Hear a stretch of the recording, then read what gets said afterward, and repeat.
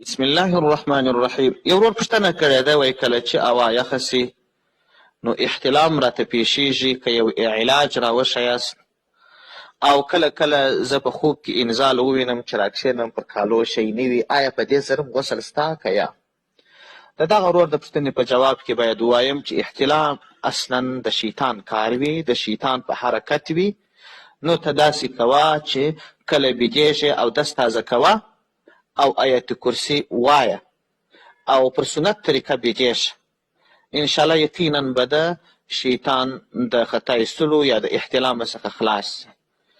یعنې دا چې اودس یې تازه کړي، آیت کرسي دې وویل، پر سنت طریقه بیدېږې، سر شمال طرف ته که، پښې جنوب طرف ته که، مخ قبلې ته که، دسته لاس تر سر لاندې که، چپه پر ځان باندې واچوه. او د هغه تر څنګ که دا دعا هم ووایې، یقیني به انشاءالله العزیز د شیطان د وسوسو او احتلام څخه خلاص سي. اللهم اسلمت نفسي إليك ووجهت وجهي إليك وفوضت أمري إليك وألجأت ظهري إليك رغبة ورهبة إليك لا ملجأ ولا منج منك إلا إليك. آمنت بكتابك الذي أنزلت وبنبيك الذي أرسلت.